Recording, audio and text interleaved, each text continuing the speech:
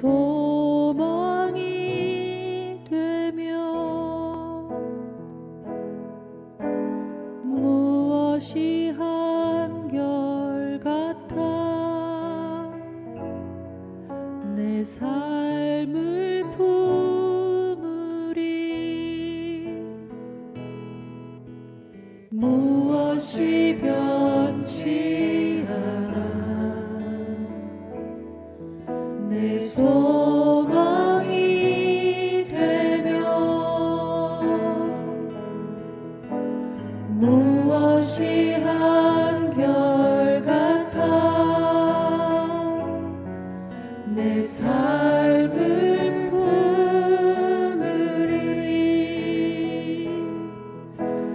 그 누가 날 만족해 해 내 영이 쉬며 그 누굴 기다려 내 영이 기쁘리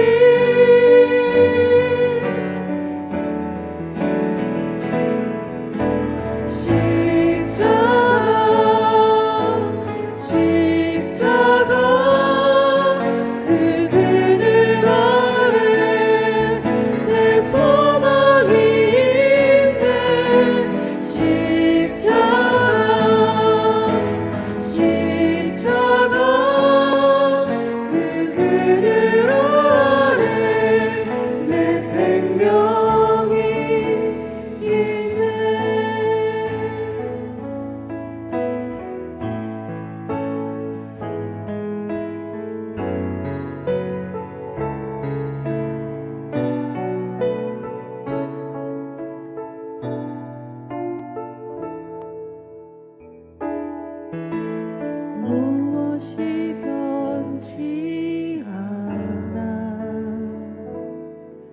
내 소망이 되며 무엇이 한결같아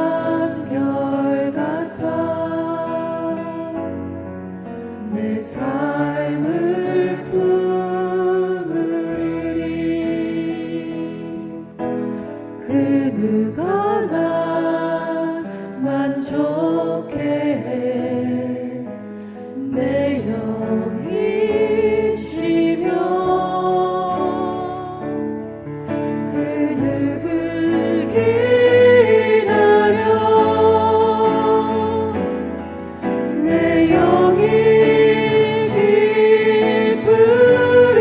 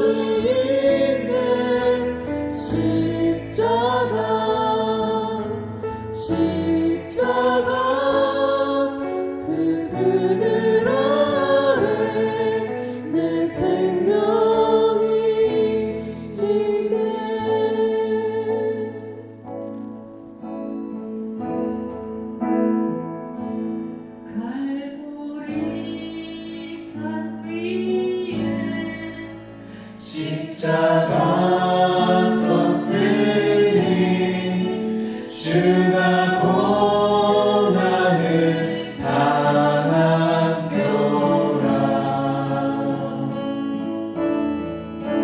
험한 십자가를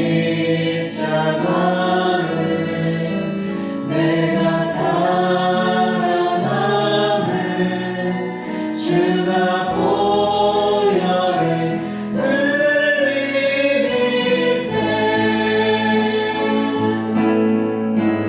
최후 승리를 얻기까지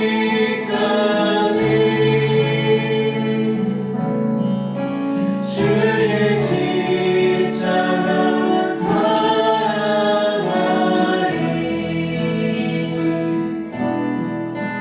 빛난 연료가 닿기까지 험한 십자가 붙들겠네.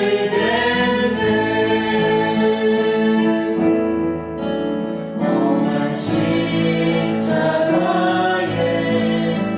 주가 흘린 피를 믿는 마음으로 바라보니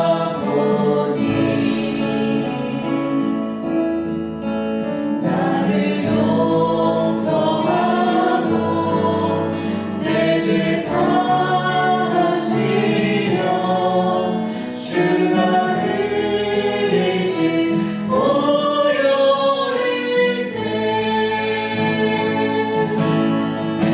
최후 승리를 얻기까지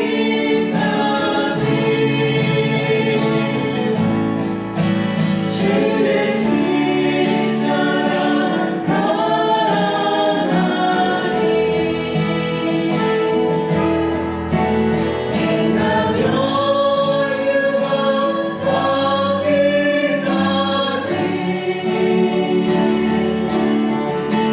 험한 십자가 붙들겠네.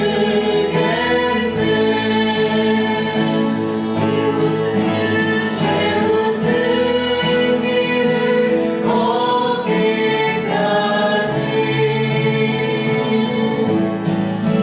주의 십자가 사랑하리.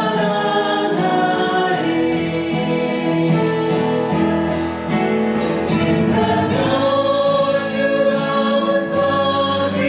닿기까지 험한 십자가 붙들겠네.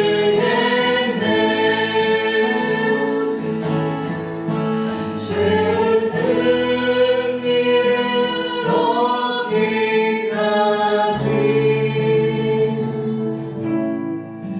주의 십자가 사랑하리.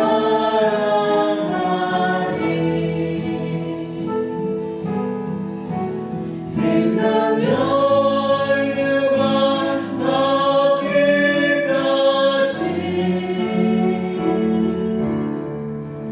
험한 십자가 붙들겠네.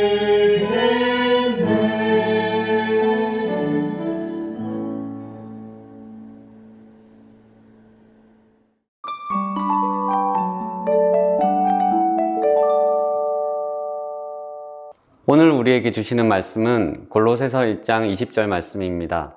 그의 십자가의 피로 화평을 이루사 만물 곧 땅에 있는 것들이나 하늘에 있는 것들이 그로 말미암아 자기와 화목하게 되기를 기뻐하심이라. 아시다시피 우리나라는 분단 국가입니다. 그런데 다음 주에 북한에서 평화사절단이 온다고 합니다. 그리고 평화협정서에 도장만 찍으면 이제 우리나라는 통일이 됩니다. 너무 꿈 같은 이야기죠. 그런데 이런 아주 유사한 상황이 성경에 등장합니다. 성경에 평화에 대한 이야기 중에 인상적인 장면이 하나 있습니다. 사울왕이 죽고 이스라엘과 유다 민족이 서로 대치하던 시간이 흘렀습니다. 그러던 중에 뜻밖의 전쟁 없이 평화를 이룰 수 있는 적절한 기회가 왔습니다. 아브넬이라는 이스라엘의 장군이 평화사절단이 되어서 다윗을 만나러 왔습니다. 그런데 아주 충격적인 사건이 이어집니다. 다윗의 수하인 요압 장군은 평화사절단으로 온 아브넬을 만나서 평안하냐는 인사를 나누었습니다. 평안하냐라는 말은 샬롬이라는 말이죠. 샬롬이라고 인사를 했습니다. 그리고는 곧바로 그를 칼로 찔러 죽였습니다. 왜 그랬을까요? 이전 전투에서 아브넬이 요압의 동생 아사헬을 죽였기 때문입니다. 아사헬이 아브넬을 추격했고 아브넬은 여러 차례 그를 말렸지만 듣지 않자 결국 창으로 그를 찔러 죽였던 것입니다. 갈등하던 민족이 드디어 화해하게 되었을 때 요압은 개인적인 복수로 여기에 찬물을 끼얹었습니다. 평화의 사자를 죽이는 비극을 저질렀던 것입니다. 이 사건은 인간의 현 주소를 여실하게 보여줍니다.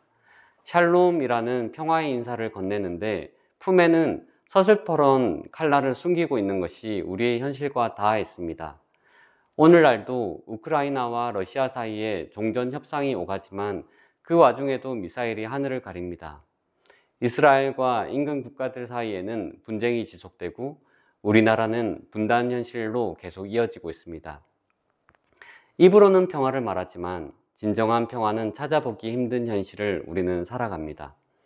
이 모든 아픔과 갈등의 뿌리는 어디에 있을까요? 성경은 그 시작을 우리의 첫 조상인 아담과 하와의 불순종에서 찾습니다.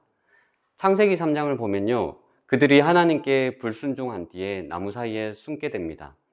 창세기 3장 8절에 여호와 하나님의 소리를 듣고 아담과 그의 아내는 여호와 하나님의 낯을 피하여 동산 나무 사이에 숨었다라고 이야기를 합니다. 그들은 하나님 앞에서 은폐하고 엄폐하기를 선택합니다. 마치 전쟁의 한 장면처럼 보이기도 합니다. 그들은 하나님과의 관계가 깨어졌음을 알았고 그래서 하나님을 피해 숨었습니다. 한때는 하나님으로 기뻐했던 그들이 이제는 두려움에 떨며 숨어버렸습니다. 이것이 바로 인류가 하나님과 벌인 최초의 전쟁입니다. 그렇다면 오늘 우리는 어떻습니까? 모든 인간은 아담의 아들이거나 하와의 딸들입니다. 세상 모든 사람들은 이미 하나님과 전쟁 중입니다. 우리가 하나님과 전쟁 중인 것을 어떻게 알 수 있을까요? 먼저는 하나님의 말씀이 그것을 증언합니다. 골로새서 1장 21절에 이렇게 말합니다. 전에 악한 행실로 멀리 떠나 마음으로 원수가 되었다. 이 말씀은 하나님과 온 인류가 대적하는 사이가 되었다는 것을 말합니다. 또 무엇으로 알 수 있을까요? 우리의 양심과 또 사람들과의 관계를 통해 알 수 있습니다. 우리 내면에 시기와 질투와 비교와 열등감, 여러 상처를 경험하게 됩니다. 또 우리 주변에 깨어진 관계들, 가정 안의 학대와 분쟁들, 직장에서의 수많은 갈등들, 또 수많은 미디어에서 아동학대와 성범죄와 수많은 사건, 사고 소식들이 쏟아져 나옵니다. 이 모든 것들은 우리가 하나님과 적이 되었다고 증거합니다. 그런데 하나님은 원수되었던 우리와 화평하기를 원하셨습니다. 골로새서 1장 19절 20절을 보면요, 아버지께서는 그의 십자가의 피로 화평을 이루사 만물이 그로 말미암아 자기와 화목하게 되기를 기뻐하셨느니라 라고 이야기를 합니다. 성경에서 하나님과 사람의 평화를 묘사할 때 사용하는 용어 중 하나가 화목입니다. 화목하다의 기본적인 의미는 교환하다라는 뜻을 가지는데요. 제가 누군가에게 1,000원을 전달했을 때 상대방이 제게 500원짜리 동전을 2개를 건네면 이러면 아무 문제가 없습니다. 공정하게 교환이 이루어졌기 때문입니다. 하나님과 우리 사이에도 교환이 일어났습니다. 무엇과 무엇이 교환되었을까요? 증오가 사랑으로, 원수됨이 친구됨으로 바뀌었습니다. 더 놀라운 것은 이 화목의 과정을 하나님이 주도하셨다는 것입니다. 보통 싸움이 일어나면 어떻게 우리는 화해하게 됩니까? 잘못한 사람이 먼저 사과하고요, 손을 내밀거나 또 잘못한 쪽이 먼저 용서를 구하는 것이 당연한 일입니다. 그런데 하나님과 깨어진 우리 관계에서는 놀라운 반전이 있습니다. 죄를 우리가 지었는데 하나님께서 먼저 우리에게 화해의 손을 내미셨습니다. 말씀을 준비하는 동안 저는 이런 갈망이 있었습니다. 하나님의 거룩한 땅에 살고 싶습니다. 하나님과 더욱더 가까이 다가가고 싶습니다. 그런데 이 땅에서의 제 모습을 보면요, 현실은 전혀 그렇지 않아서 그 괴리감 때문에 너무 아파하게 됩니다. 그런데 신학자 레온 모리스는 이 본문을 이렇게 말합니다. 하나님이 사람과 화목하게 되셨다고 말하지 않고요, 하나님이 사람을 자신과 화목하게 하셨다라고 이야기를 합니다. 여기서 하나님이 평화를 주도하신 것을 알 수 있습니다. 화목의 시작과 과정과 완성의 그 모든 주권이 하나님께 있다는 말과 같습니다. 다시 말해서 우리가 무언가를 해서 이루어진 것이 아니라 예수님이 이미 십자가에서 모든 것을 이루셨다는 말입니다. 그렇게 이루신 평화, 하나님이 십자가를 통해서 이루신 이 평화는 이제 우리의 모든 관계로 흘러갑니다. 고린도 후서 5장 18절 19절에서 이렇게 이야기를 합니다. 그가 그리스도로 말미암아 우리를 자기와 화목하게 하시고 또 우리에게 화목하게 하는 직분을 주셨으니, 우리에게 화목하게 하는 직분을 주셨다고 이야기를 합니다. 하나님은 우리를 자신과 화목하게 하셨을 뿐만 아니라 이제 우리에게 화목하게 하는 직분을 주셨습니다. 하나님과 평화를 누리는 사람은 또 다른 사람들과도 평화를 누린다는 말입니다. 그런데 이 평화를 어떻게 이룰 수 있을까요? 처음에 제가 말씀드렸던 것처럼 요압 장군의 개인적인 복수로 인해서 이스라엘에는 평화가 깨졌습니다. 한 개인의 복수심으로 화해와 통일의 기회가 날아가 버렸습니다. 이 상황에서 다윗은 할 수 있는 게 하나도 없었습니다. 그는 아브넬의 죽음 앞에서 애통해하며 눈물을 쏟았습니다. 또 금식하고 애도했습니다. 가장 약할 것 같은 그의 눈물을 통해서 사람들은 알게 되었습니다. 그의 마음에 그의 다윗이 거짓이 아닌 것을 알게 되었고, 이 비극이 다윗의 의도가 아니었음을, 다윗의 뜻이 아니었음을 깨닫게 되었습니다. 가장 보잘것없어 보이는 그 다윗의 눈물이 깨졌던 평화를 봉합하는 열쇠가 되었고, 이스라엘은 전쟁을 피하고 그렇게 고대했던 통일과 평화를 이룰 수 있게 되었습니다. 그러면 우리는 또 어떻게 평화를 이룰 수 있을까요? 다윗처럼 우리가 할 수 있는 것은 없어 보입니다.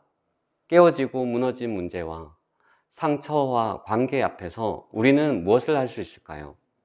아무것도 할 수 없지만 우리는 다윗처럼 주님 앞에서 눈물을 흘릴 수 있습니다. 자신이 할 수 있는 것이 없어서 주님 앞에 나아가는 것, 그래서 마음이 가난하고 또 애통해하는 것, 그것이 평화의 시작입니다. 주님은 애통해하고 가난한 우리에게 복이 있다라고 말씀하십니다. 복이 있도다 마음이 가난한 자여, 복이 있도다 애통한 자여 라고 성경은 이야기합니다. 우리가 주님 안에서 평화를 구하며 눈물을 흘릴 때 주님은 우리에게 복이 있다라고 말씀하십니다. 평화를 이루시는 분이 하나님이심을 인정할 때 그때 주님이 일하십니다. 그렇게 주님께 나아오는 자에게 주님은 우리를 평화의 도구로 사용하십니다. 그러면 우리는 평화의 도구로 이제 어떻게 하면 좋을까요? 저는 오랫동안 노숙하고 앵벌이 하던 두안이라는 아이와 함께 오랜 시간을 함께 보냈습니다. 매번 그 아이는 잠실대교 아래서 노숙을 했고요. 때때로 제가 용납하기 힘든 사고를 치기도 했었습니다. 자주 비슷한 상황을 반복하면서 주님께 물었던 질문이 있습니다. 주님, 한 사람을 돕는다는 것이 무엇일까요? 왜냐하면 너무나 막연했고 막막했기 때문입니다. 그런데 시간이 지나면서 조금씩 알게 되었습니다. 한 사람을 돕는다는 것은 그 사람의 인생을 책임지는 것은 아니다라는 것을 알게 되었습니다. 누군가의 인생을 책임져야 한다면 우리는 누구라도 돕기에 망설여집니다. 우리는 누군가의 인생을 책임질 수 있는 존재가 아니기 때문입니다. 그러면 우리는 한 발자국도 앞으로 나아가지 못합니다. 누군가의 손도 잡아주지 못합니다. 그런데 두안이와 함께 한 시간을 통해서 배우게 되었습니다. 내가 그 아이의 인생을 전부 책임질 수 없지만 그저 제가 할 수 있는 한 가지를 하면 된다는 것, 그것이면 충분하다라는 것을 알게 되었습니다. 그것이 누군가에게는 깨끗한 물 한 잔이 될 수가 있고 악수 한 번, 미소 한 번이 그 시작일 수 있습니다. 평화를 말하지만 전쟁이 가득한 세상입니다. 멀리 볼 것도 없이 우리 마음 안에도 평화가 요원해 보입니다. 그 평화를 우리가 이루어내지 못합니다. 그래서 그렇게 안타까워하고, 그래서 가난하여진 마음과 애통한 마음을 가지고 주님 앞에 나아가는 것, 그렇게 주님의 마음을 가지고 내가 할 수 없는 무언가가 아니라 내가 할 수 있는 그 한 가지를 하는 것, 그 작은 발걸음을 통해서 주님은 당신의 뜻을 이루어 가실 것입니다. 주님의 시선을 가지고 아직 이루어지지 않은 현실을 우리는 믿음으로 바라보면 좋겠습니다. 먼저 우리가 십자가 안에서 평화를 누리고 그 평화를 다른 이들에게 전하는 우리가 되기를 소망합니다. 함께 기도하도록 하겠습니다. 하나님, 수많은 곳에서 평화를 이야기하고 샬롬을 말하지만 전쟁이 가득한 세상을 우리는 살아가고 있습니다. 하나님, 하지만 우리 마음에도 전쟁이 가득하지만 평화의 왕이신 주님을 우리 마음 가운데 초대합니다. 전쟁이 가득한 우리와 또 우리 모든 주변 가운데, 세상 가운데 평화의 왕이신 그 주님께서 찾아와 주셔서 평화를 이루어 주십시오. 진정한 샬롬을 누리길 원합니다. 하나님, 이제 하나님과 동행하며 예수님과 동행하며 하나님, 우리가 걷는 곳마다 화평케 하는 직분을, 화목케 하는 직분을 감당하게 하여 주십시오. 우리가 누군가를 돕는 것이 그 사람의 인생을 책임지는 것이 아니라 그저 우리가 할 수 있는 그 한 가지를 하길 원합니다. 하나님이 우리 마음 가운데 주시는 그 감동을 버리지 않고, 하찮게 여기지 않고, 간과하지 않고, 그것을 품고 작은 한 걸음을, 물 한 잔을, 악수 한 번을, 따뜻한 말 한마디를 누군가에게 건네게 하여 주십시오. 그렇게 순종할 때 주님의 평화가 이 땅 가운데, 우리 가운데 임하게 하여 주시옵소서. 감사드립니다. 예수님의 이름으로 기도드립니다. 아멘.